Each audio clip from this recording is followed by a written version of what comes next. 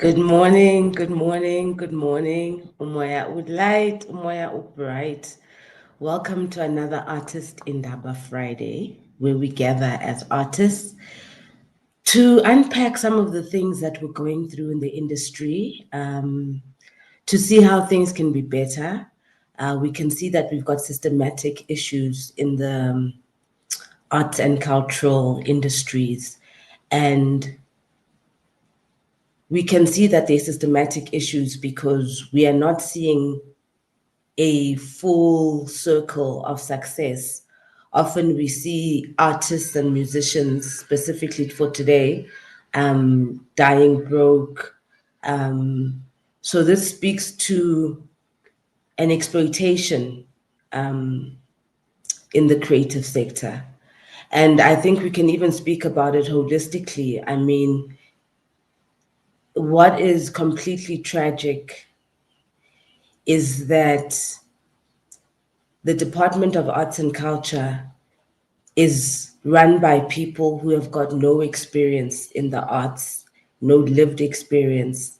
And what we are finding is that this trend is seeping through into the entire industry, where we have people who studied completely different things, business management, are coming into the creative space and hoarding resources, essentially, and looking after their own stomachs. And as a result,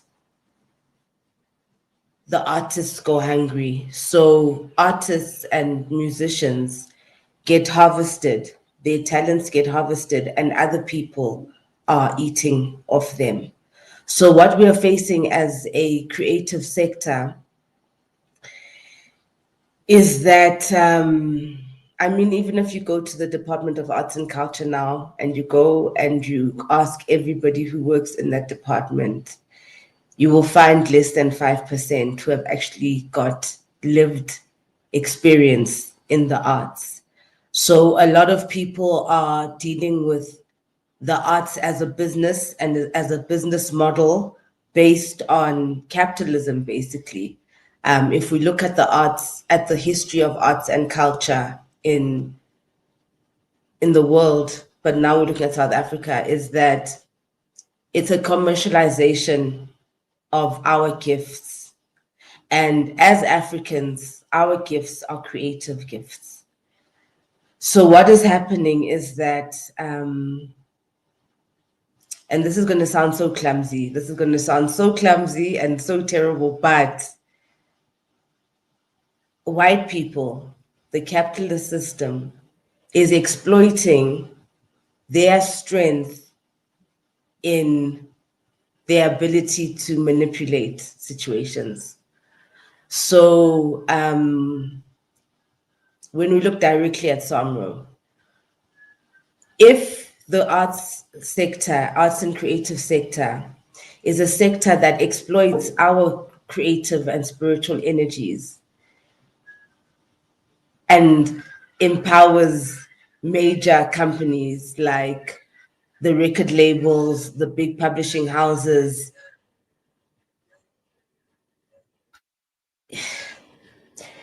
yeah, it just speaks to a systematic issue. We've got a systematic issue. So I wanted to go straight into SAMRO. What we have at SAMRO is a situation where in the past, the white people that controlled the music industry set up contracts and companies that allowed for exploitation of the artist. In the same way that apartheid existed and had laws that exploited African people and it allowed it, we are working with contracts where the big players, the publishing houses, the record labels, created contracts, one-sided contracts that that exploit the musician. So what's happening now at SAMRO is that And I'm going to add on my brother, Tsepo Mashiane. Thank you so much for joining. I'm going to add him on stage. So what's happening is that, okay, so in the past, when SAMRO was created as a collecting society, it was by these exploitative white capitalists that just were chowing the money that was being generated by Black art and Black music, right? And we've had the same system. We tried to get into the memorandum of Tepo will get into the technical parts of this. I'm just going to give you the storyteller part of what's happening. So now when we started to unpack here on Artist INDABA, what the laws are around SAMRO, how is this memorandum, what is this membership-based company, whatever, we started to find a lot of discrepancies and started to find things that conflict, things that shouldn't be there, things that are unethical, actually. And we actually even had to stop doing those sessions because it was just so glaring how exploitative these contracts were and how exploitative just the whole setup is. There's an AGM coming up, and I just wish that the musicians would be more involved. But even if they are involved, that memorandum that we've signed when you're a member of SAMRO tells us that the board of SAMRO, the rules are decided by them and not us. So what happens is that we've got a SAMRO that collects our money and lives off our money, and then they get to set the tone and set the rules. And what's unfortunate is that we now have, because it's now my generation who are the leaders, right? And instead of my peers going into these systems and going to change how things are and how they've been set up, they are collaborating with the Western system. So they're not going in there to make the system better for other musicians because they can understand the English. Because that's what was happened when we saw when we were going through the sessions, is that in the English we saw Gucci yo go band. So the danger is that my peers are now going in there and continuing with the rotation of Abantu. And it's a crime scene, Sister Tinyan. And there's no one to reach out to in the arts and culture sector because, to be honest, all these bureaucrats that occupy these offices are all the same, and they're all eating artists' money. I mean, there's a, and I know this was told to me in confidence, but I'm still going to say it. There was a leader at the Department of Arts and Culture who used to joke about how, hey, emails are my artist. And people who work there, I'm sure this sounds familiar. So we are aware that we as creatives are generating income for people that are earning salaries. They're earning salaries and they're dipping into our funds while we are going hungry. And there's no one to turn to because that's how it works.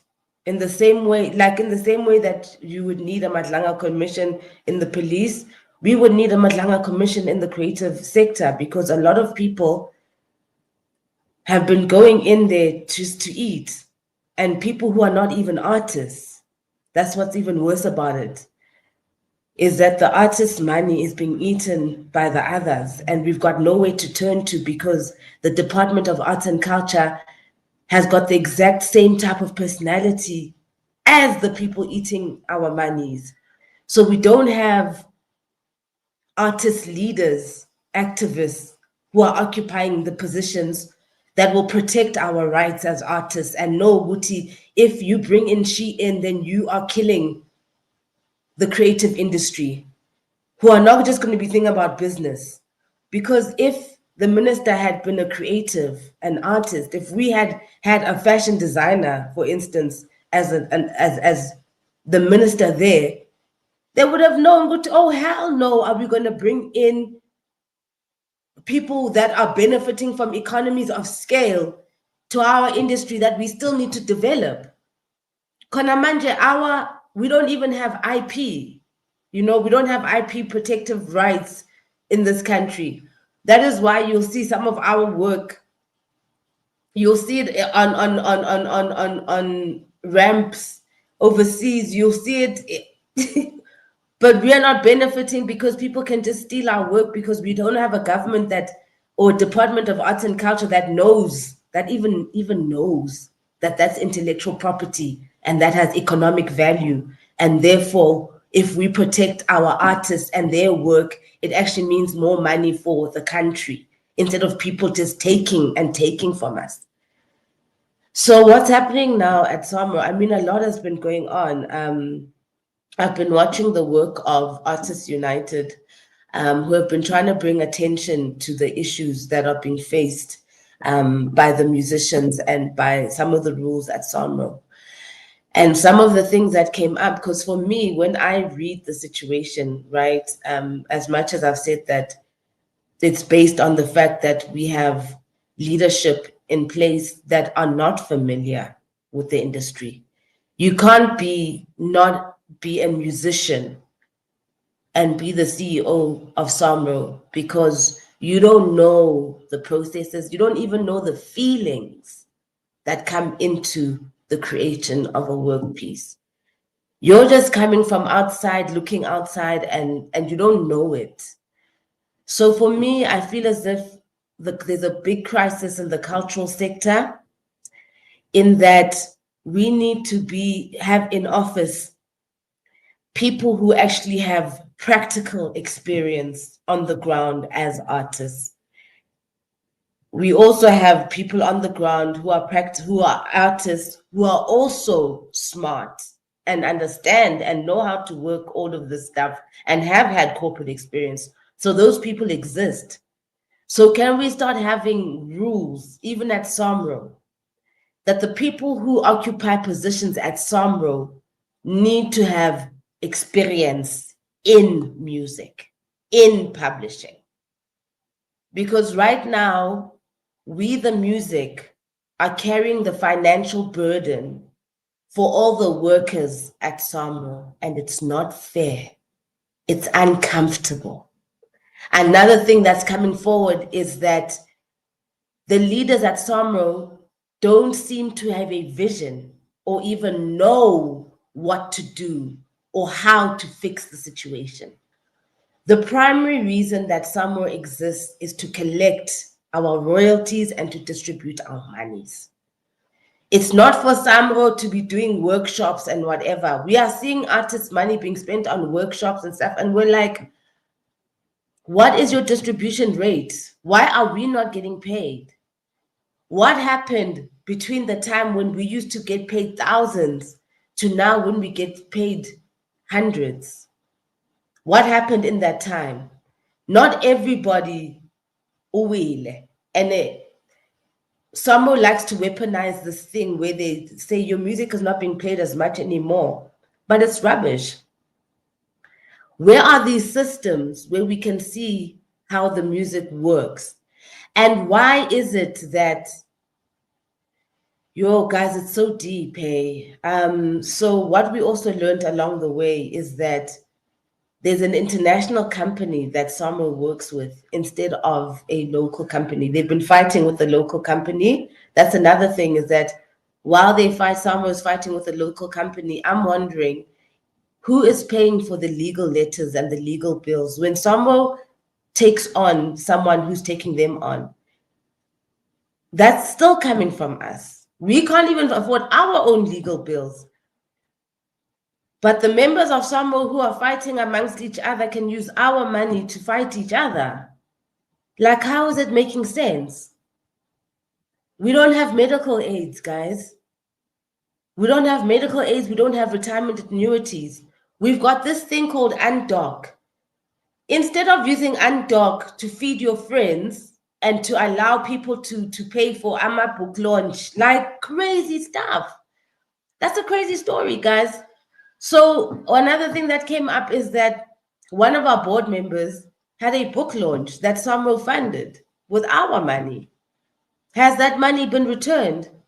We know that that board member has now resigned, but how do they get held accountable? How come people who are not even musicians can come to SAMRO, benefit from UNDOC, then when they get caught out, they go, ooh, and they run away and nothing happens to them?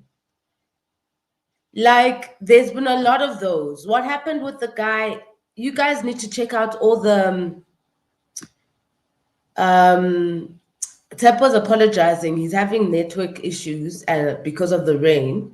Hopefully we'll still be able to get him on, because he actually is very good at articulating the professional way of what I'm trying to say and trying to bring attention to. Uguti, how does a board come to a decision that the company that collects other people's monies is going to pay for one of their book launches? And that person's not even a musician, it's just some random book launch. How does the leadership stay on after something like that has happened? Where do members now get involved? Where we say, actually, we want a whole leadership rehaul, to be like, this is actually not working out. How does this happen under your watch? How do we continue and smile? And how do we continue? Like, there's a lot happening at SAMRO, guys. And I think I'll just always continue to create a platform. I'm sorry about the network and people, Tepo not being able to come on so that they can give you, because he's been in the forefront and he can unpack for you properly what has happened, what the company's acts are. I don't have that kind of language and stuff, but just on the surface where I'm like, what's going on? Why is there this fund that is artists' money, musicians' money? Why is it a cookie jar for some? And why is no one arrested? And why is it even allowed? And when are we going to get leadership that actually cares about musicians? Because if you were a musician, oh my God, if you were the head of SAMRO, oh my God, you would know what to do and how to extricate and how to get the money to the musicians, because you would know what it means. But the problem is that we don't have musicians in place at SAMRO who understand what it means, who understand what it means to even create the music, who understand even where the gray areas are, where the conflicts are. We are here having to teach the management. The management of SAMRO has to keep following artist INDABA and watching these podcasts to see, what can we do? Baphelele moyeni, because they copied the MOI sessions after we were doing them here, instead of just joining in with us and working with the members. They started creating their own, but iphelele moyeni because of umona and because of greed and because of ego. Because of ego. Because the management of SAMRO knows everything. Because of ego. Because they can't answer emails. They can't come down to us and say, this is great work you're doing. How do we actually have access to the members? What do the members want to know? Or how do we have a conversation? You know, last time there was a march to SAMRO, but because it's the same, the media and the corporates, it's the same family. I get you guys know this. So even the media, when there was that march, the media didn't even really show much interest. Because if they show interest in the SAMRO situation, white people are going to stop eating. The reason we are fighting amongst ourselves right now as members, do you know that, guys? You know, the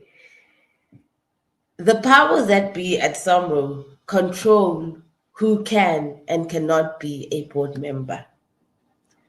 So you can be as brilliant they will gatekeep you out. They will because I remember I was like, oh no, I can do this. Like, where do I apply for this job? Because I've been in the music industry for many years and I can see where the pitfalls are. I've been an independent artist.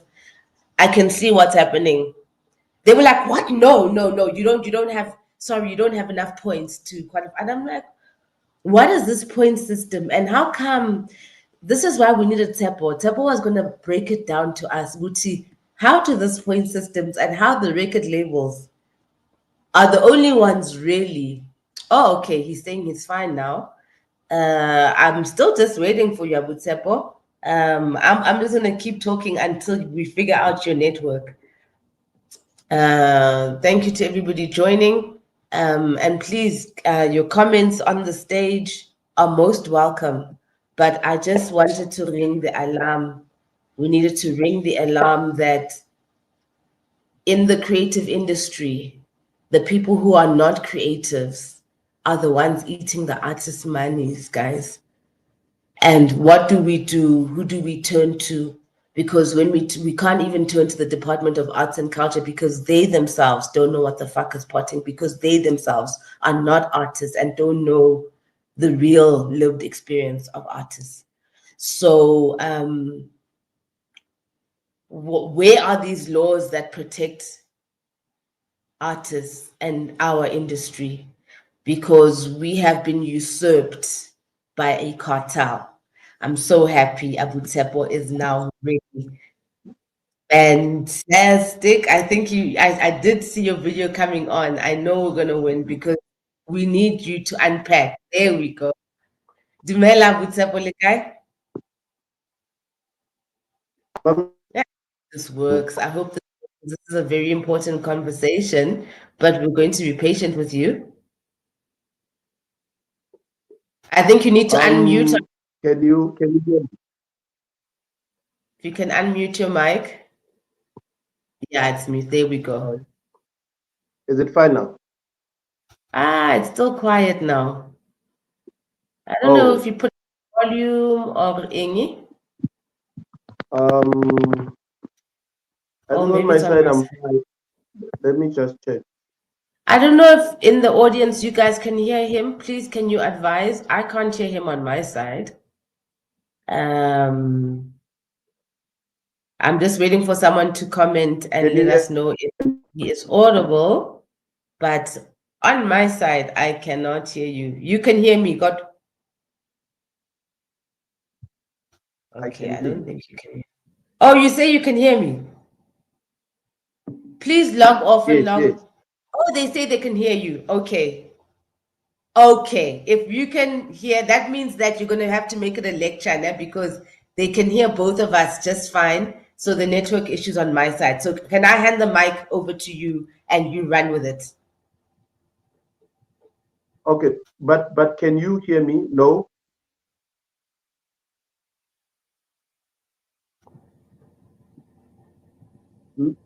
Can I quickly restart the channel and then I'll come back? Is that fine? I can just quickly do that.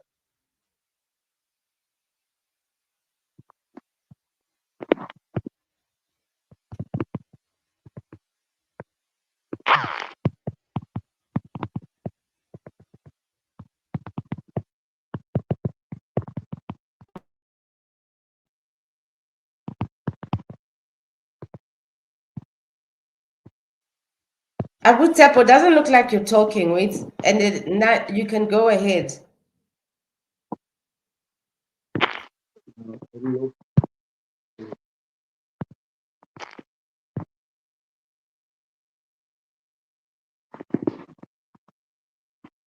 Are you able to hear me now?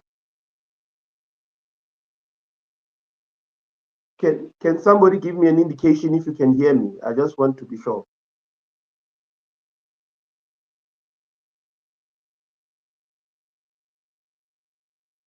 Good. Okay. Mamia, thank you very much. Thank you very much. And I know it's been raining where I am, and it's been raining cats and dogs, but otherwise we committed to be here, and we are here. My name is Tsepo Mashiani, and thanks for the invite again. Very important platform, this one, and I honestly honor the invite and appreciate it. Mamia, I think your request was that we deal with matters that are embroiling SAMRO as it is, and really to get into the detail. I'm one person who likes to focus more on issues of the law more than what else is that we are facing, which is about people's uncontrollable behavior, which has actually gotten to a point where there is serious maladministration, corruption, mismanagement of processes, and all sorts of things. But I want to start here, Mamia, for all those that are listening to understand. So the Southern African Music Rights Organization, SAMRO, is registered as a legal entity. And it is important to understand that the registration that it is actually administered under is the non-profit companies, which is registered under the Companies Act. I think that is very important, Mamia, to understand so that when we move ahead, we move with clarity. So when we engage now, we need to have on the side the non-profit companies, actually the Companies Act, Act number 71 of 2008, to help us navigate this session. So the Companies Act clarifies, Mamia, that a non-profit company has got some areas of the act that can affect it, and there are areas that does not affect it as a non-profit company.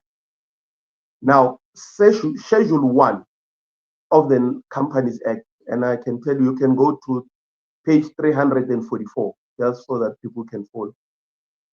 It articulates and provides the provisions of a non-profit company. The Act further goes on to distinguish between a non-profit company with membership and without membership. So when you look at SAMRO, it's a non-profit company with membership, which is very important.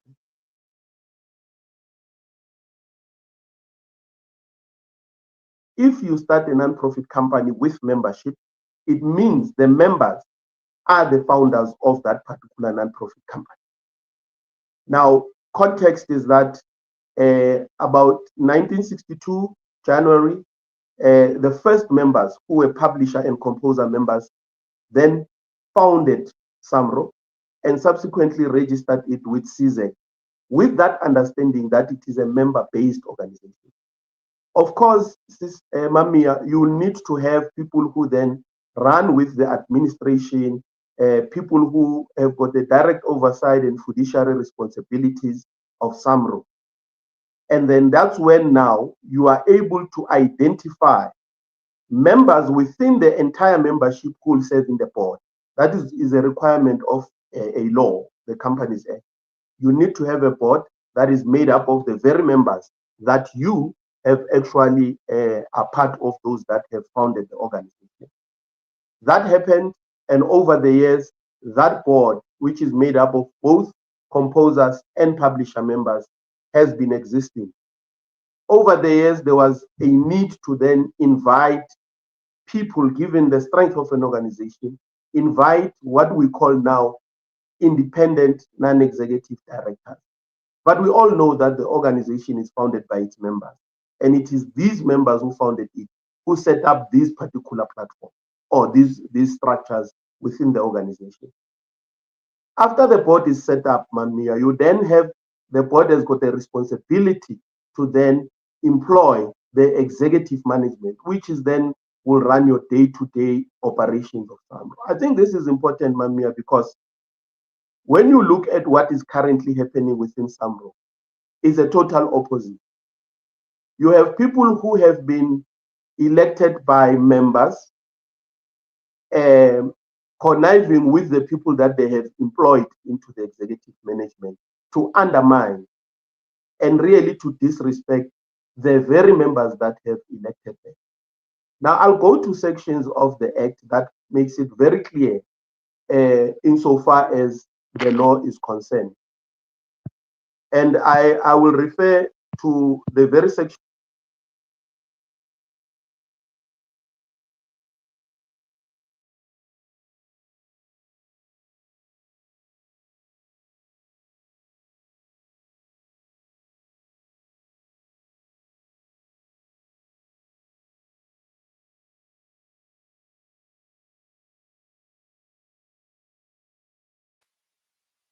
Okay, we seem to have lost audio there.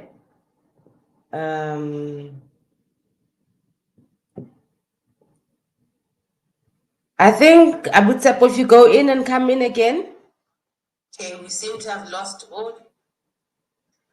Yeah, I'm busy listening on the phone because I wasn't hearing him on my side. He's hanging there, and I'm hoping that this is helpful so you guys can understand. Yo, this is so deep, yo. Let's just wait for Butsapo to come back. Yeah, you know, when you look and you're just like, yo, this is so bad. How can you guys do this? How can you even live like this? Like, yo. So I'm looking for hopefully now I'll be able to hear Butsapo from this side. But please do engage, guys. Please do share the link, pass it on to other musicians, because these are the conversations that we're supposed to be having, guys. SAMRO could be organizing medical aid for us. That undock thing, instead of feeding friends, what happened with that guy? There was some guy who sold share publishing, guys. There was Shiga stories around him. One of the board members who's now resigned also gave him amnesty. Like, it's wild. Yes, Naboni comment, exactly. That's exactly what the problem is.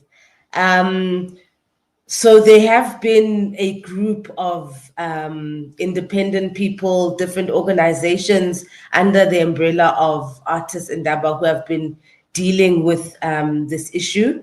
We're also going to go into this membership structure and how you get onto the board. I'm about to bring on Nomsa Mazwai onto the screen. She's also been very much engaged in what's going on. But like I say, it's been so scary to just see very bad things happening, very bad things. Good morning, Ms. Mazwai. Good morning. Thank you for joining us. Good morning, Ms. Nsiki Mazwai. Can you hear me? Oh no, I can't hear you again. Let me see. Let me fix that. Let me fix on my that. cell phone. Let me fix that. Thank you for joining us. Good morning. Oh, okay. I can't hear you. Let me fix that. Let me fix that. Can you hear me?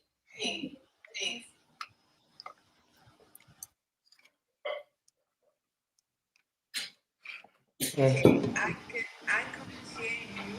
I've fixed. I've got a. Can you hear me? Perfect. And I hope you can hear me nicely. Can you hear me nicely? I've fixed. I've got a. Oh, there's a delay.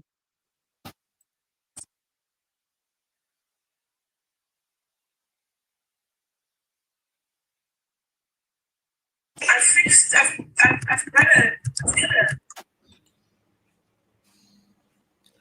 How's it now?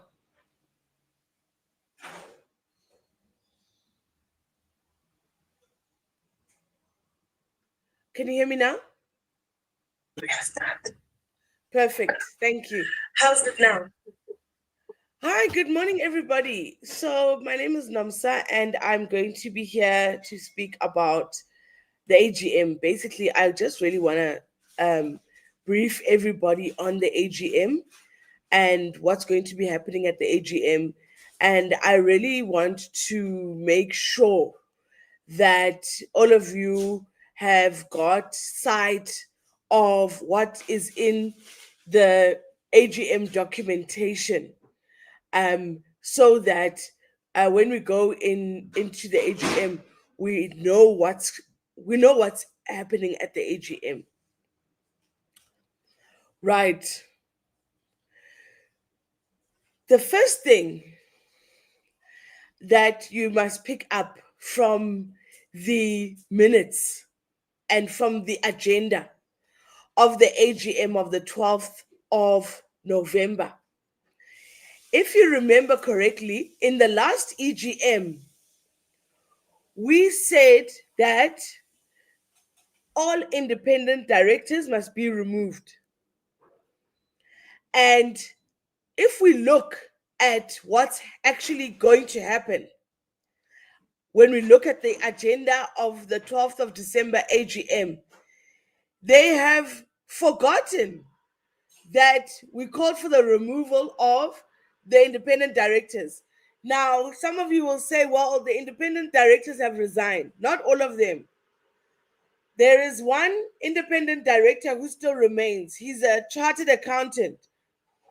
This person has a vested interest in making sure he finishes this term and leaves as if nothing happened. So he's been very careful. He's the only one because he's a SAICA chartered accountant. So his livelihood depends on what happens when he leaves SAMRO. So he's stayed. He's been the only independent person and he's been the acting chairperson. The Section 21, before Nicholas Maweni left, we sent him emails to say we requested that all the independent directors must be removed. And Nicholas Maweni, in that meeting of the EGM, he said that they are going to deal with that at the AGM. It's in the minutes of the EGM. So after that EGM, we sent a reminder and said, don't forget to issue the Section 71 notices on the independent directors.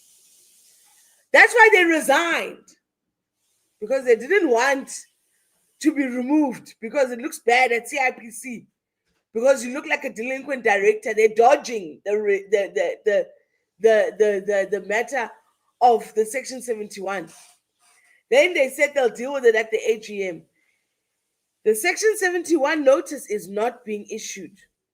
So there's no Section 71 notice that's shown in the AGM, which means that this independent director that remains, who's going to chair us at the AGM, at the EGM, they accepted the members' motion.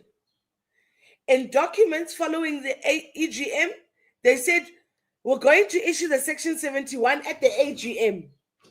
Now it's the AGM, and they're not doing it. The EGM minutes confirm repeated requests for inclusion of matters on the agenda that were subject of repeated requests and were still not included. Now, as members, this is not a new thing where we say we want something to happen and it doesn't happen. The board do their own thing. And remember that we appoint the board. We place the board. The board doesn't place members. Members place the board. Now, in SAMRO, we have got this problem where there are certain members who hold sway with the board because they hold a lot of the weighted votes. And these are the publishers. The board feels that if the publishers, if I call Sonia and I call Universal and I call so-and-so, and they don't mind, and what they say, if that happens, then I'm fine, I'm protected. So they haven't put it in the AGM notice. Don't worry, Tina, we've written to SAMRO. And I will check our emails now. The SAMRO Members Collective has written to SAMRO to say, sorry, it looks like you forgot something. And I can tell you that they have not replied. Right. But this has been raised with them so that when we go into the meeting, it's not as if nobody said anyone. Repeated agenda manipulation. There's no request, inclusion of members' requests. Now, if you look at the agenda of the AGM, there's no forensic report. And we've been asking for this forensic report.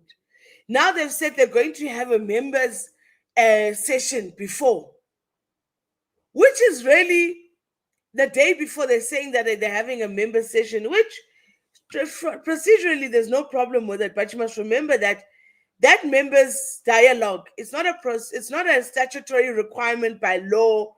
It's not a meeting. It's a dialogue. It's a discussion of members.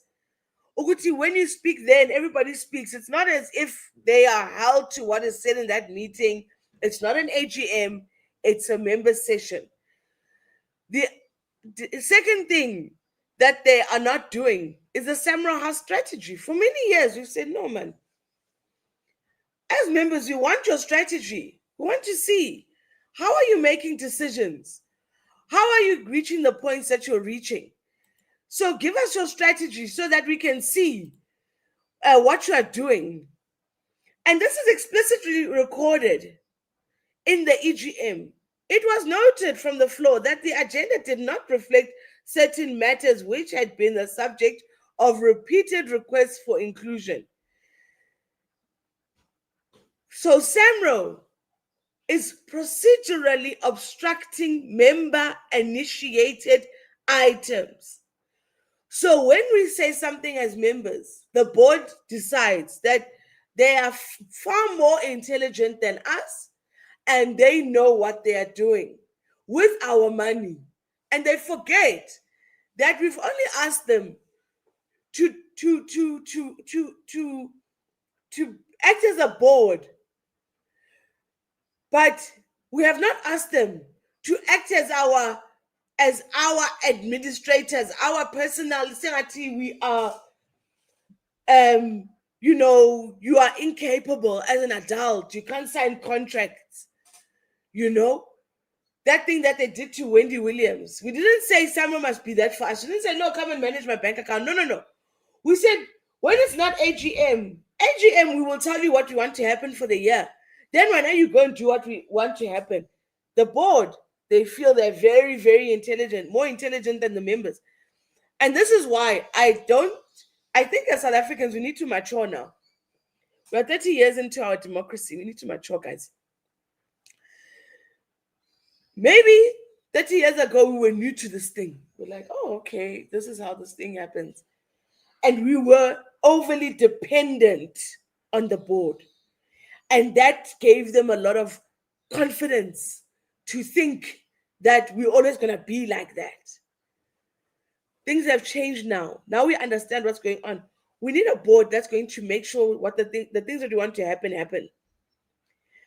And right now, we don't have those people that listen to the members, because this agenda came out, and though that board agreed to the agenda, the board that we're going to meet at the AGM, they agreed to this agenda that's ignoring us again. SAMRO promised hybrid engagements and member workshops.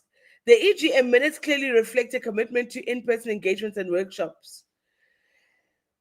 A series of in-person member engagement sessions over the upcoming months. This is a quote that I've taken directly from the minutes. But the AGM is virtual only. Why? We told them. And it's not that we told them in the meeting. We also wrote them many letters, and we told them. We said to SAMRO, first and foremost, 25,000 members in South Africa means that many of your members are people, and when you look at the distribution rate, 25,000 people, how many are associate members, how many are full members? Because you can tell when there's such a thin list of full members, small thin list, everybody else in that 25,000 has never made 1,000 rand, guys. This is a fact. We saw the member guideline. How do you become a full member? A simple 1,000 rand gets you points. So if there's only 100 full members out of 25,000 members, it means this 25,000, they're not making the money. Then you want the people that are not making the money to jump on online and buy data and join a meeting. Not only did we say, SAMRO, you're not supposed to be having your meetings only in person in Johannesburg. We said, SAMRO, instead of paying Lumi Technologies 400,000 to come and count weighted votes for your publisher members, for your publisher masters, what you're supposed to do is you're supposed to say, hey, where's the highest concentration of our members nationwide? You do an analysis of your membership. You send SMSs to your membership. Please SMS us your address if you don't have it. You do an analysis on a desktop, you check, where does everybody live? You say, okay, if we do PE, East London, Mpumalanga, and we do Bloemfontein, sorry, Mpumalanga, I don't know what the city is in Mpumalanga. But you look and you say, if we do that, we can have meetings, and we can cover this much of the membership. And you send board members. Each board member, they go to each site. There's a board member that goes to Eastern Cape, board member, and you spread people. And in Johannesburg, you have a board member. It's not necessarily the chair. And you have a virtual in-person meeting so that every site works. People can go to the site and listen. Because at SAMRO, when it's an AGM, let me tell you, people come from the Eastern Cape for that meeting to attend in person.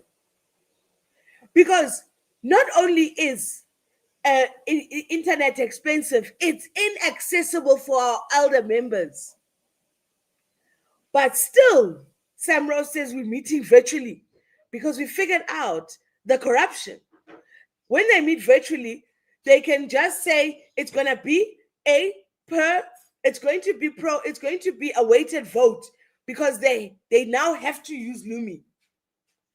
I want to tell you how corruption works because many of you are watching Madlanga Commission and you are watching the parliamentary hearing. Have you noticed that we are discussing the corruption inside a much bigger corruption?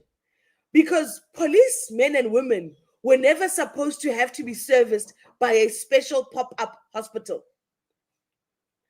Auntie, kuko umuntu omnyama ngicela ukuncedisa. Auntie, kuko umuntu omnyama. So, if you look at the Madlanga Commission, why were we paying 400 million for a pop-up clinic? Before you get to Kat Matlala and who, the government created a line item called this screening that has to happen in this special pop-up hospital. That's how corruption happens. There has to be a setup, an environment of corruption. The environment of corruption at SAMRO is the virtual meeting. Because they know once they push virtual meeting, then the weighted voting corruption can happen. They don't have to vote on whether it's going to be weighted voting. Obvious. If we're online, it's weighted voting. They also get rid of that thing whereby members come to the meeting and ask them questions on the floor in person because you can't mute a real person standing in front of you. So the virtual meeting, it's a problem. Why are they holding the meeting virtual when we've told them so many times that meetings must be hybrid so that members can have access to a meeting? The financial red flags. Now we're looking at the financials of SAMRO. First of all, the financials of SAMRO are incomplete. They don't tell us the full story. The other thing is that SAMRO did something very interesting, and it's where they've been hiding a lot of their corruption. SAMRO has the NPC and SAMRO has the group. As members, we belong to the NPC. This is the thing that makes the money. Then they've got something called the group. And this is where they make the decisions that are fine. The buildings are sold and bought in the group. The Dubai is bought and sold in the group. But in the NPC, when we are the members of the NPC, we're not the members of the group. We're not. The NPC, the group recorded a loss of 4.4 million for the year, and the NPC reports no profit or loss at all. Yeah? That's interesting. It's possible that the group structure may be used to shift losses away from the NPC, masking masking operational underperformance. There's also this massive intercompany loan of 173 million. The CFO in previous AGMs has confirmed that a net bank facility of 30 million had been fully repaid in 2019 by SAMRO NPC, creating an intercompany loan of approximately 173 million. Now, for 2025, we must ask, but why is the loan still 173 million in 2025? Why was the intercompany loan reduced from 5.5% to 0%, which means thereby we are subsidizing the group and reducing income for the NPC? Guys, I really hope you've got your AGM documents in front of you. We're looking at the annual financial statements. It's in the annual financial statements. They say the interest changed from 5.5% to 0% with effect from the 1st of October. For what reason? They don't tell us. This reduces distributable income for members. Property, plant, and equipment discrepancy. We're looking at group versus the NPC. There's the group property, plant, and equipment, which they say is only 8.8 million. This reflects the entire building, SAMRO House sitting in group, not NPC. How? How is that possible? How is that possible? Now, this is crucial for the AGM. Members of the NPC do not own SAMRO House directly. We don't own SAMRO House directly. It's controlled by the subsidiary, which is Holdings and SAMRO House Pty Ltd. Hey guys, they're opening Holdings SAMRO Pty Ltd. It's a mess that they can't explain when we ask them to explain. So there's an operating losses and impairments. The annual financial statements show impairment losses on financial assets of 22.4 million and an operating loss of 143 million at group level. There are massive losses in a CMO where money belongs to composers. What are they losing? How are they losing? Undocumented works distribution. The annual financial statements state that the undistributable income written back was 74 members. It was 74 million. So now what must we ask when we get to the meeting? We got to ask, give us the breakdown. Tell us, explain to us. Because this is income that's written back. So we want to understand the breakdown. We also want to know what's the percentage in the undocumented works of South African versus foreign. What is the percentage between the two? And what verification procedures were followed? We want to understand when they say they're writing back undocumented works. Do they know anything about this undocumented works, or to them it's just we're adding to that black box, that golden thing of money that we can use? We need to ask that question. SAMRO House, when they disposed the property, the one opposite the parking lot, remember they said to us that the building has not been sold, the parking lot. Because when we ask about SAMRO House, they tell us SAMRO House, and then they don't talk about the parking lot. So SAMRO House, they say it wasn't sold. They say they got an unsolicited approach. They didn't ask for anybody to come and offer them money for the building. They considered the options. Why? Now, we must listen when the board speaks. When they were approached, they were not supposed to consider options. They were supposed to say, oh, we get approached. Interesting. We must take this to the members. They should have said to that person, this building is not for sale. Because in the process of considering options, including disposal, Jojo is being distributed.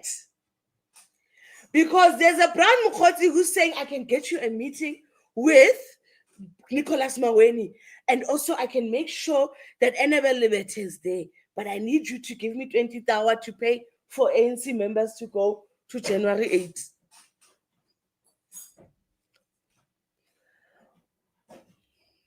As members, we intervened before the CFO finished that explanation, because we said, no, but why are you listening? Why do we have a board that likes to listen to people, telling them how they can put us at a loss? Because if somebody says, I want to buy your building, you say, oh, our building can be bought. Let me take this to the members. And as a board member, because you are not a professional in property management, you would say, members, we've got an opportunity here where we could possibly sell our building. Then the members say, oh, really? Okay. Then members say, but if we sold the building, then what does that mean for members? They say, well, maybe as a board, we were thinking we could buy smaller buildings that have a hall, but they are smaller. And then we actually utilize this work from home system. And then we can open up branches all over the country. And actually the money for this one building can open SAMRO branches all over the country, so that no matter where you are in the country, you can actually go to a SAMRO. Then the members sit and think about it and say, oh, that's a good idea. Then the board says, but members, we can't just sell our building because we don't know how much this building is worth. Members, don't you think we should go out to market and get 3 bids of people that are property investment specialists, and tell them what we want to do, and then they can help us? With the kind of money SAMRO has, we could even go to Investec, and Investec would say they want to help us. But the board doesn't do that because they are so hungry for Joe.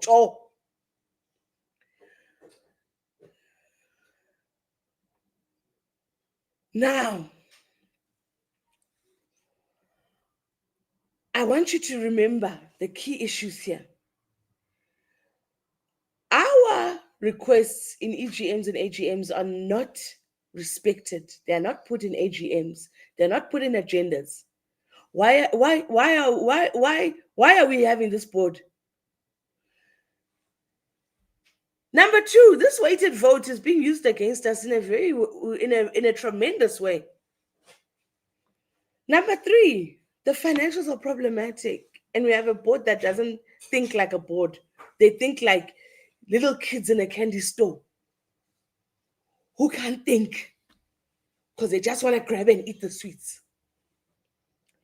So when we go to the AGM, first things first, when we walk inside that building, we demand from the floor that voting be conducted by hand. Even if we are online, guys, you say there's a motion. Many of us raise our hands and we say one thing. One thing. We want to vote by hand. If we can't vote by hand, we have lost all of our power. And if you want to understand the weighted voting system, I've explained it, and I'll come back for another session before the AGM. The weighted voting system, it's actually making us front. As South Africans, we are fronting for global publishers. We're fronting like this SAMRO belongs to South Africa, but it doesn't. The money goes to global publishers. The money goes back overseas. Do you want to be fronting for money that's collected? You collect money from your own house, from your own family, from SABC, from MultiChoice. These are your own country's money. You collect your country's money. And then when it's time to make decisions, the publishers decide. Americans decide. British people decide. French people decide what's going to happen with the $500 million that the South Africans, because South Africans pay TV license to pay this money. So South Africans pay $500 million so that they don't have to hear that we are starving, we are destitute. They say, hey, bhadala i-TV license. Asifuna ukudla ngabo mesiphakela nabo bani. Angisho. Then mesiphakela thina my sister. Sibe ama-window dresser for ama-international publisher. Si-window dress ngoba ngale ndaba ye-weighted vote. Masifike emeetingini yonke into esikhulumayo ayiphumi kuma-agenda kuma-minutes. Sikhuluma nje. Weighted voting is how they do it. It's the line item for the corruption to take place. They require weighted voting for the corruption to occur. And I'll explain in another session why this is. I have another video and I'll speak to Moya so that I can come and go through that video with everybody. But thank you very much for joining. And thank you so much for listening. And please do go look at those minutes and the EGM. Look, the financials of SAMRO, they are inconclusive. They must give us better financials. We want to know what's happening with this money for when we give people money from the SAMRO Foundation, the SAMRO Fund. What happens with that money? Who gets the money? Pela, if you get a fund money, just like BDAC, we must get a list to who benefited abobani last year. Thank you. Thank you, Moya, for having me. Thank you, Ms. Mazwai.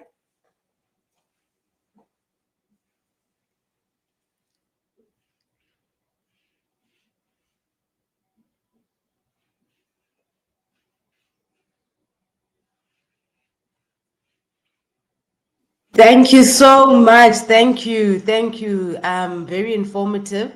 Abu Tepo, can you turn on your mic and your video so that you can continue your talk? I know that you were giving us. There we go. Cool. Yes, thank you very much. Can you hear me now? Can you hear me? Oh, okay. Thanks, Nomi. No, I think Mrs. Nomsa just stole my thunder. She spoke about a lot of things that are happening in SAMRO, which is good because then we're moving from what then do we have to do insofar as all the issues that he's raising. Let me pick up on particular issues, Mamiya, which are relevant for this conversation. You see, for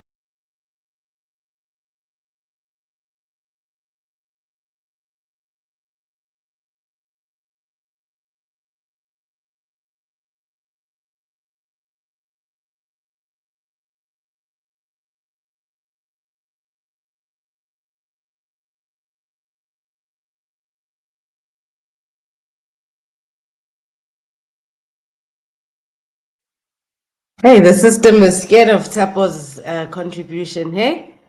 And we've had him on the channel before. So it's interesting that we are having an issue.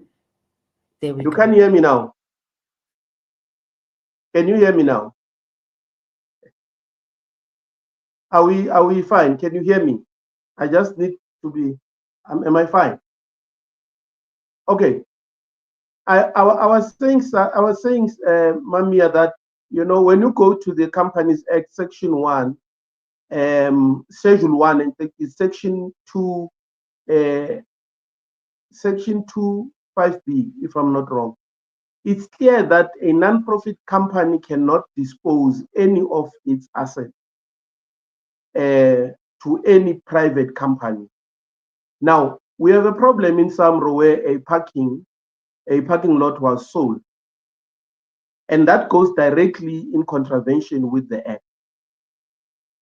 The section also speaks about the fact that a non-profit company cannot transfer or pay monies that, whichever way that they were actually, gained, they cannot be transferred to directors, right? The Companies Act is very clear, or any incorporator, because this is the money that belongs to the company, non-profit company. But we have an experience in SAMRO where a member of the board benefited from SAMRO money for a private function that benefits herself. In fact, when we speak about this issue of the the book launch of a director of SAMRO. We don't speak about, Mamia, the fact that just beyond the money that was paid, the CEO went ahead to buy the book itself and actually gave it to all members of SAMRO. So you can do the math of how much was spent over and above the monies that are currently spoken about.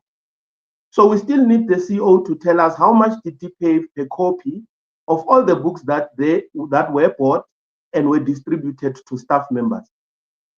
That is a matter that has not been discussed. But I'm giving this context so that we speak along the lines of what the law prescribes. We have a situation as we speak where a director or a non-executive director, Mr. Mayegiso, who is a lead independent, has actually been part and parcel of events within SAMRO that are totally unlawful, total disregard for the law. And I'll give you an example. We have it on record, and we know because we have asked these questions directly to the person concerned, which is a company secretary. We know that the company secretary's employment within SAMRO has got a lot of flaws. In fact, the company secretary by nature, because he's a company secretary of the board of SAMRO, not of SAMRO management, does not fall within the confines of management, because if it did, then you would not have had a section within the Companies Act that specifically speaks about the role of the company secretary. It's there in the Companies Act. Now, the company secretary that we have was employed by a few members within the board. Mr. Mayegiso was part of them. And if somebody says we are not talking the truth, they must tell us otherwise. But we have got facts around this. Mr. Mayegiso, who's currently the one who's sitting there, has been part and parcel of the process of, not intervening when the issues of supporting or giving monies to a director took place. And by the way, Mr. Mayegiso is the chairperson of the Audit and Risk Committee. Mr. Mayegiso was part and parcel of the sale of the parking lot of SAMRO without consultation, despite the fact that the law says all of these things. Mr. Mayegiso, Mamia, has been central to the processes that have unfolded on the 29th of August, when the CEO and the CFO voted in a board meeting for the meeting to be virtual only. And the CEO and the CFO are not supposed to be voting in the board meetings because they're ex officio. Now we have all of these things that have happened, Mamia, in direct contravention of the law. And Mr. Mayegiso, who's the chairperson of Audit and Risk, has been sitting there and clapping hands together. In fact, he himself voted that the meeting becomes virtual. And when the meeting is virtual, it talks to the issues that Sis Nomi has been speaking about, the rigging of the vote of members. Because then they go with this poll voting, which in itself, it's very corrupt if you look at it. We're living in a democratic country, Mamia, and we know that one man, one vote. It's a general constitutional arrangement that this country has actually adopted. But when you come to SAMRO, you have got people who are more important than others. You've got people who, when they vote, they can outvote the entire SAMRO. Members who are physical, who are supposed to be voting. One person can do that in SAMRO. Now we have a problem that these things are happening under a board leadership of people whom we claim should understand the confines of the law. They are the ones who've got masters and doctorates. They are the ones who have got legal documents and all sorts of things. But these are the very people who have undermined the fundamental law that governs SAMRO. Now, Mamia, we can talk all day about the corruption within SAMRO, which is happening, by the way. I don't want to even get into the matters of Fundut, because as things stand, Mamia, there is no way that if there was nothing wrong that was done by some members of the board, then there was no reason why the report is not published. Because this is a report of members, by the way. It's not a report of a few people who are sitting in the board and in the executive management. The monies that are said to have been stolen are monies that are generated by the members. But you have a situation where today, even in SAMRO, members don't even know what is happening. The report has since been held in some shelves somewhere of a few people within SAMRO. Now, how do we deal with issues of corruption and deal with them decisively when there are people who are protecting corruption? We have written, by the way, as the Creatives Congress movement recently, that even the criminality that happened around the matter of Dubai, the Dubai heist, as it is called, Mamia, it is this very Mayegiso, Maweni, and some of them who pardoned the people who stole the money. Now we are dealing with Funduzi report, which implicates board members. We go into an EGM where the very former chairperson Maweni and the CEO, Ms. Annabelle Libete, presented to members some of the criminality that has actually been flagged by the Funduzi report. When we took a decision as members of the board that these members cannot continue under the current cloud that they are in, which is that they are implicated in the Funduzi report, we removed them. After we removed them, the meeting was adjourned because we could not finish the agenda of the day. And when we met again, the very board rescinded the resolution of the EGM. Now, let me refer you to section 16.6 of the Companies Act. And I'm not going to quote it verbatim, but to the extent it says, Mamia, no resolution that has been voted for can be challenged at any forum or impunged by any forum. Now we're dealing here with a situation where even the rescindment of a resolution of the EGM, which is the highest decision-making body in between the EGM, was rescinded by people who never used any law. There's no any section of the law that gives authority to board members to rescind or challenge the resolutions of the AGM. But this has happened under SAMRO. Now the question that we must ask, what is it that we have to do to be able to relieve ourselves from these shackles of people who have shown total disregard of the law? That's what we need to be able to say. For an example, you would have noticed, Mamia, that I'm not even referring to the Memorandum of Incorporation in my input, because the Memorandum of Incorporation, I think it is the least considered document by SAMRO board and management. And I'll give you an example. The MOI is very clear insofar as the composition of the board is concerned, that you can have a minimum of 2 and a maximum of 3 independent non-executive directors. But the board that is currently led by Sisama Yegiso had appointed 4 non-executive directors, independent non-executive directors, which contravenes sections of the very MOI, which says that at any given point where there are vacancies, you cannot go beyond the maximum number of appointments in every section of the board members, meaning that you can't, for an example, under independent non-executive directors, you can't have 4 non-executive directors, right? Under executive directors, it says minimum 1, maximum 2. You can't have 3, right? So, but it happened under this board that you had more independent non-executive directors than what is required by the MOI. So they have actually rubbished the MOI that they want us now to follow, going to an AGM. There's a serious contradiction there, and which is why we have called for the setting aside. And I'm going to make this clear, Mamia, for you. We've called for members to set aside the MOI in its current form in this AGM. We're not saying they must suspend it.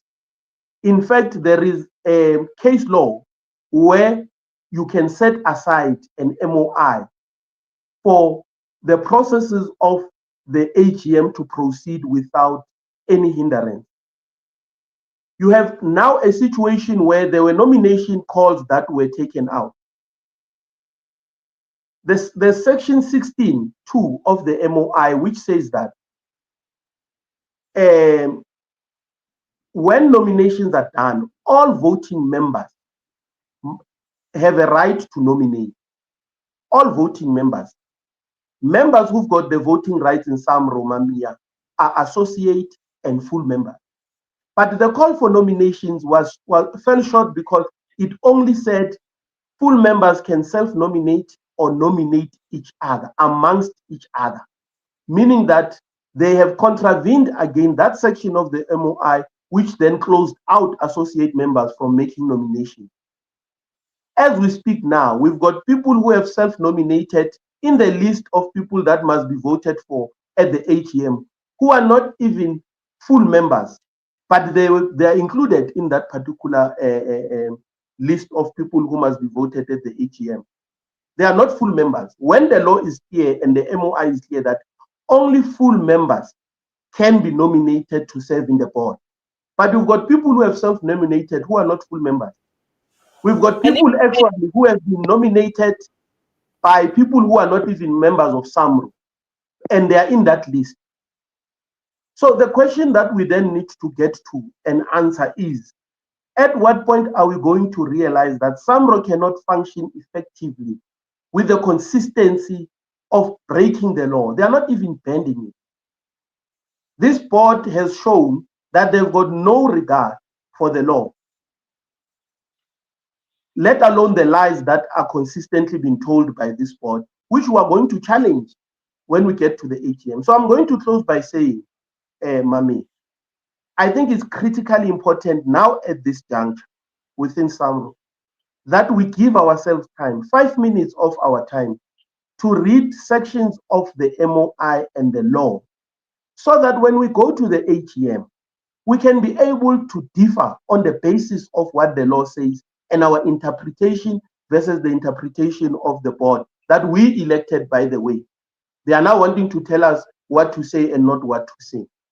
So we've got the responsibility to make decisions on whether or not do we still need this board that has done so much hurt to our own members, that has gone out of their way to give amnesty and pardon people who have stolen millions of rands in SAMRO.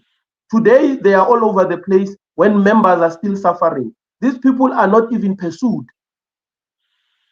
So I'm saying, can we, and I'm appealing to all of us as members, can we take time to just read some sections of the law that will allow us to have no any other position when we go to the AGM, but to remove these people. Remove them because they've shown no regard for the law. We are law-abiding citizens. That's why we accept 5 rand as our royalty payout. 5 rands.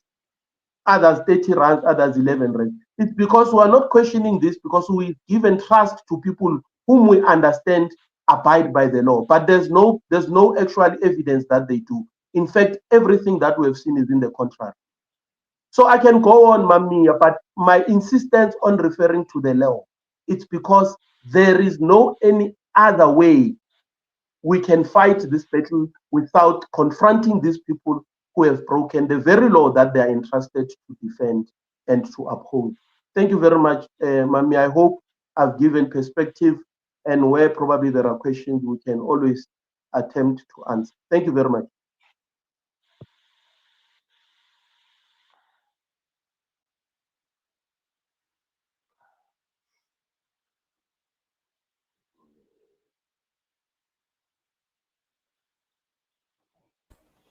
Go ahead.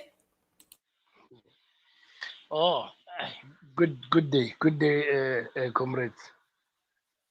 Big Monday, I don't know if you're speaking. Remember, I've got a technical issue, so I'm actually listening on my phone. Please jump in. We're ready Oh, for you. Thank you for joining. yeah, thank you, man. I struggle to join you guys. I don't know whether it's just rain from my side. Uh, I don't know what I missed, but yes, the little that I heard, especially on SAMRO, is the ample truth. We other artists, we lost interest in paying for membership. Remember, I was paying membership for my company and for myself, but I haven't benefited even a single cent from I think it was 2010 up to date. I've never received a cent, and I've sent whatever needed information, my content I was playing, all that, but never received anything. So now I'm against this bot of Samro. That's my point. I'm in support 100%. Whenever they go on war, I'm part of the war. Thank you. Thanks, Big Monate. Just one thing to add. Colleagues, when we get to the AGM, we must remember that at the AGM, we are dealing with critical issues. We are dealing with big picture issues, the issues that will make sure that you get your money. And one thing that we've picked up at the AGM when we get there is that members raise hands and they are given the floor and they speak about, I've made a claim and I didn't get my money. We are all not getting our money. Mm, In this mm, AGM, can we please make sure that we give the very floor collective. to the members that are going to speak in legal terms, who are going to reference the MOI, that are going to ask for the critical information? Because when we go and we ask and we say these things, the board then hides behind the members who are Mm, saying, I didn't get paid. Then the CEO says, oh, there's somebody from customer services. Can you come and help that member? And it looks like they are working. It's pretend. mm, Please mm, allow us in this AGM to make sure that we ask the critical questions. Secondly, Pratap was right. I didn't know that there were associate members on that list, but myself, I was nominated, and SAMRO wrote to the people that nominated me and said to them, Nomsa is an associate member. The AGM before this one, I was nominated and I was listed because I hadn't become so vocal. I didn't become such a problem. I was on the list.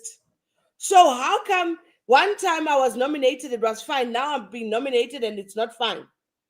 So they use this thing of full member when they want to.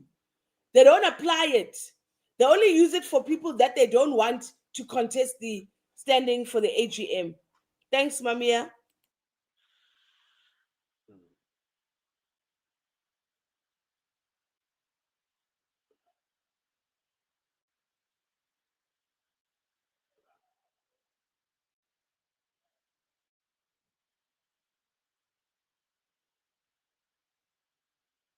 I think Mamia is still having technical problems. I want to go back to your comments in the group.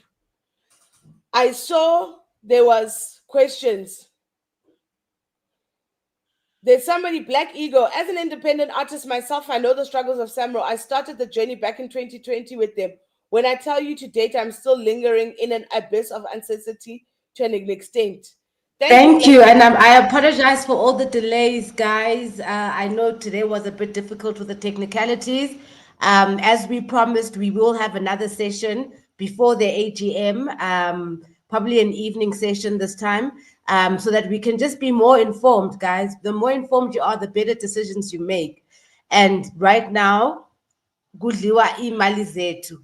And I think for me, my biggest takeaway right now, which I'm still dealing with and trying to understand, how did the CEO use artists' money, and this is an allegation. I don't know if it's true or whatever, but from what Tepo has said, I don't know if Tepo is saying that the CEO, first of all, used SAMRO money, which is the musicians' money, to pay for this board member's book launch. This board member is not related to SAMRO or anything, so we paid for her book launch. And then we bought copies for the staff at SAMRO without our permission. And Annabelle did this. I need to understand, which is that what we're saying? That Annabelle made a decision to buy books. Is that not a criminal offense? Because that's not her money. It is. I don't know if you guys have got some parting shots. Mami, I see you Tepo there. Yes, I hope I'm audible. It is actually, it's not only a criminal offense. I think, when we have laws in this country, sometimes people undermine the extent of what do we mean by disregard of the law and breaking the law. We have got people who are sitting in front of Majanga today, Mami. Those people are sitting there because they've broken the law. That is the extent of all of us that we need to understand what that means. It's not something we like to just throw around purely because we have got issues. If we can call in the law enforcement and we can challenge the things that have been done by SAMRO management and the board, insofar as the law is concerned, I can assure you, Mami, people will go to jail.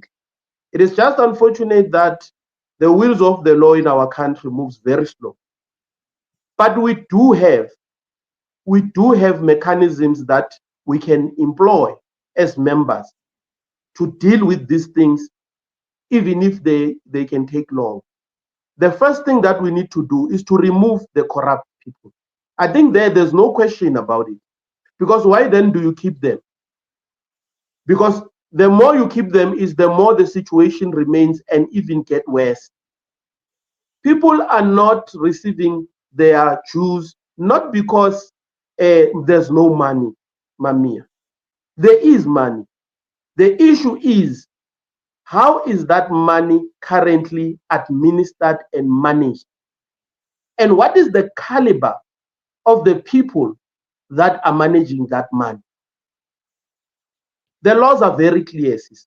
By the way, I can tell you there's a response from our demands. Very, very, very interesting stuff. There's a response that comes from SAMRO on the demands we made. And I want to speak to the issue of selling off the parking lot. They call it the North Section parking lot. The response is as follows. They say the parking lot belongs to SAMRO House Pty Ltd. It does not belong to the NPC. And SAMRO Pty Ltd does not have members. And therefore, those people who took a decision, who are sitting in SAMRO House Pty Ltd, did not need the authority of members to sell assets. That's what they're saying. But it's very interesting because this SAMRO SAMRO House Pty Ltd, it is established by the very people who are elected to the board. So it does not have some, people we don't know sitting there. It is the very CEO, CFO, Maweni, Mayegiso, who are now saying they've created themselves an avenue where they don't need to consult members. And they say that is according to the Companies Act. That's pure nonsense. In fact, the Companies Act, insofar as the non-profit companies is concerned, it's very clear that you cannot benefit a private company from the proceeds or the incomes of the non-profit company. It should be the other way around. If SAMRO House Pty Ltd was a private company, then there is nothing wrong for it to can transfer its assets to the NPC, because the nature of the NPC is that the assets that are within the NPC cannot be transferable. It's there. It's there. Even when you dissolve SAMRO, you still cannot transfer those assets and liabilities to individuals. You must then transfer them to another NPC which does similar work, because the nature of the non-profit companies is to assist and help the public, Mamia. It does not mean that when SAMRO collapses, you won't have musicians who still need to use the facilities. That's the logic. But in SAMRO, they are telling us that tomorrow we can hear that SAMRO house has been sold by the people who needed not to consult with the members. That's what they are purely saying. Now, for me, Mamia, as I close, and thanks for the opportunity, I think we do have an opportunity on this AGM to address these things for what they are. In fact, if we had that kind of capacity, we would have brought with us the law enforcement so that we can be able to say, and after we argue with them and tell them that they've broken the law, we show them. And if somebody has broken the law, the nearest place that they must go is the prison, nowhere else. It's what we see. So I will appeal that 2025, under the first administration of the GNU and all the confusion we are living under, let's show up as members and showcase that we've got the ability to challenge anyone who believes that purely because we are musicians, we don't think. That purely because we are musicians, we can be undermined. We can be told that they sold the parking because they don't need members to confirm whether they can sell assets of SAMRO, with the monies that are recovered from there belonging to some who knows where. Because if they say they don't have the right to consult members, then what happens to the money that is recovered from the safe? What happens? Those are questions we must ask. These are ordinary, simple questions, logical, that they must answer. If you don't consult us to sell SAMRO house, what happens to the money? Because if you are selling it, it means that there are proceeds. And where does those proceeds go to? So we've got to be able to be, this point in time, we don't have a choice, Mamia. We've got to show up. And we are calling on all members of SAMRO to show up and to take that stand that now moving forward, anything that has happened in the past, we're going to pursue people. Anything moving forward, no one will want to be pursued by members.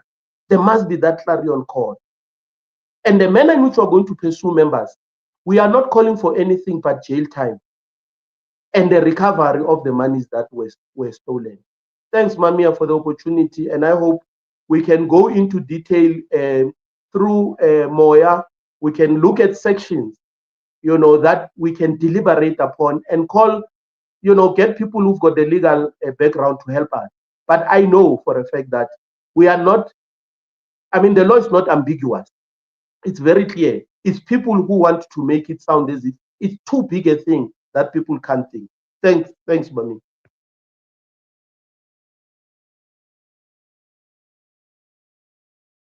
Thank you so much. Thank you so much. It's so helpful, I know Tepo and Nomsa, you've been like in the forefront along with Owen, who's now being sued by SAMRO, and I'm wondering, Guti, who's paying for those legal bills when it's a fight between Annabelle and Owen. So, it just feels as if the management at SAMRO feels as if the money that we are collecting with our money is theirs to be their cookie jar.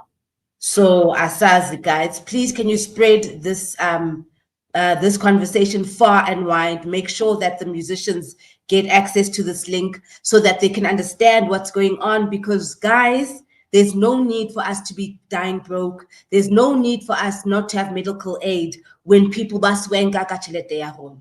We'll see you guys again next time. Thank you, Abu Tepo.